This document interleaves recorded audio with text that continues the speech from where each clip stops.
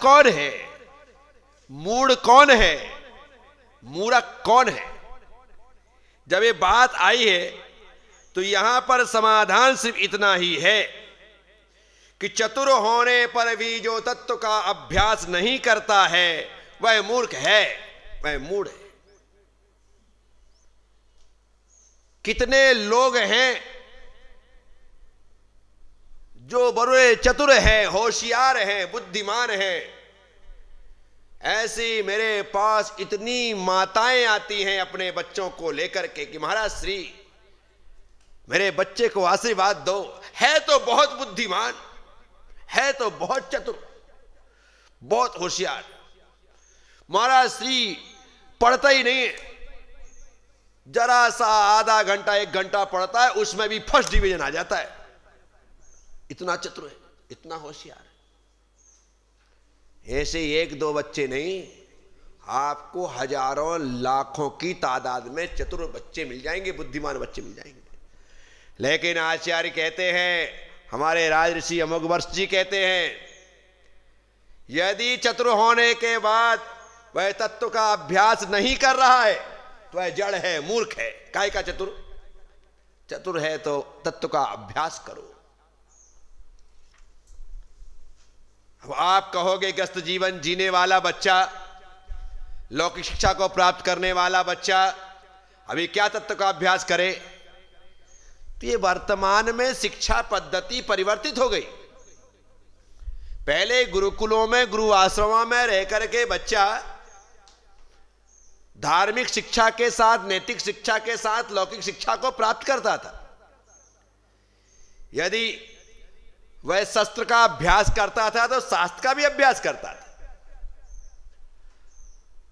शस्त्रों में यदि धार देता था तो स्वाध्याय करके गुरु के साथ बैठ करके शास्त्रों को पढ़ करके भी धार दिया करता था, क्योंकि शस्त्रों में दी गई धार शत्रुओं से बचाती है, तो शास्त्रों के द्वारा मन को दी गई धार कर्मों से बचाती है। और ये प्रक्रिया रही है।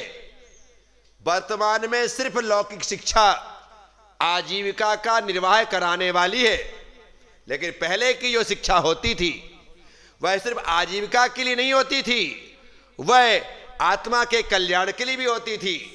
वह शिक्षा निर्वाह के लिए नहीं, निर्वाण के लिए भी होती थी। लेकिन वर्तमान में शिक्षा का स्तर एकदम गिर गया।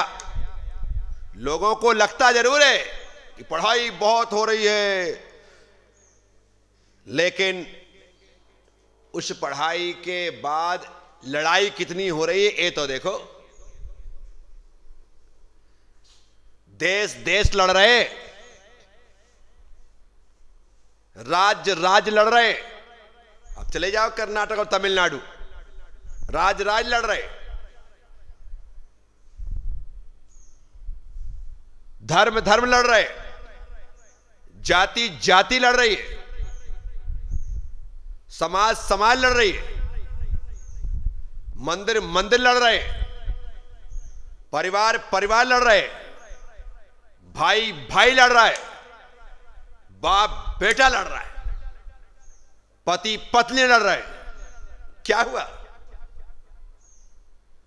शिक्षा का स्तर इतना गिर गया, इतना गिर गया, इतना गिर गया। पढ़ाई लड़ाई में कारण बन गई। पहले की पढ़ाई लड़ाई में कारण नहीं बनती थी, भलाई में कारण बनती थी। और जो पढ़ाई भलाई में कारण बने वो ही पढ़ाई है, जो पढ़ाई लड़ाई में कारण बने वो पढ़ाई पढ़ाई हो ही नहीं सकती। क्या कर सकते?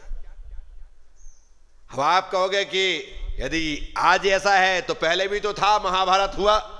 हां हुआ, गुरु ने पढ़ाया तो सही,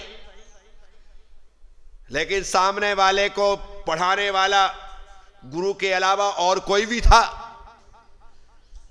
जो राजमहल में बैठ करके ऐसी शिक्षा देता था जिस शिक्षा की वजह से गुरु की शिक्षा काम नहीं करती थी। ऐसी शिक्षा दी गई।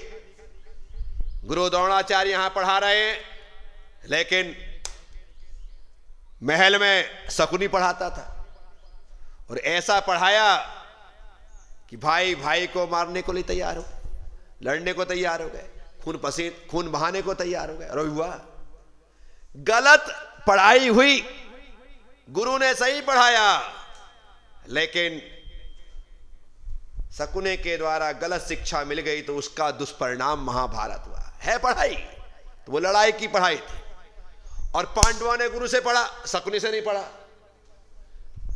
तो शकुनी से नहीं पढ़ने के कारण क्या फायदा हुआ? उनकी पढ़ाई भलाई में कारण बनी। आप देखो, पूरी महाभारत उठा करके देख लो, शकुनी से पढ़ने वाला लगातार लड़ने को तैयार बैठा है, और कृष्ण से और द्रोणाचार्य से पढ़ने वाले हमेशा छोड़ने को तैयार बैठे। विचार करना। इसलिए पढ़ाई लड़ाई का कारण नहीं, पढ़ाई से भलाई का कारण बने। यहां पर कहते हैं जड़ता क्या है, तो चतुर होने पर भी तत्व का अभ्यास नहीं करना। जब तक आपकी लौकिक शिक्षा के साथ साथ धार्मिक शिक्षा नहीं होगी, तब तक शिक्षा आधी है, अधूरी है। मैं यदि इस रास्ते पर आया हूं, तो इस रास्ते पर आने के पश्चात सिर्फ मुझे धार्मिक शिक्षा ही प्राप्त करना है, ऐसा नहीं। मुझे धार्मिक शिक्षा के साथ साथ लोक व्यवहार का ज्ञान होना चाहिए, लौकिक शिक्षा भी जरूरी। और यदि आपका बच्चा लौकिक शिक्षा प्राप्त कर रहा है, तो उसे लौकिक शिक्षा के साथ साथ धार्मिक शिक्षा का भी ज्ञान होना चाहिए। वो वहां पढ़े तो लौकिक के साथ धार्मिक हो, और जो यहां पढ़े वो धार्मिक के साथ लौकिक शिक्षा का अध्ययन करे। ये व्यवस्था है। तो जड़ कौन है? जो चतुर होने के बाद भी तत्व का अभ्यास नहीं करता है, वह जड़ है। यह हमें जानना चाहिए। आपने सुना है। ओम नमः। सबसे क्षमा, सबको क्षमा। जय गुरुदेव, जय महावीर।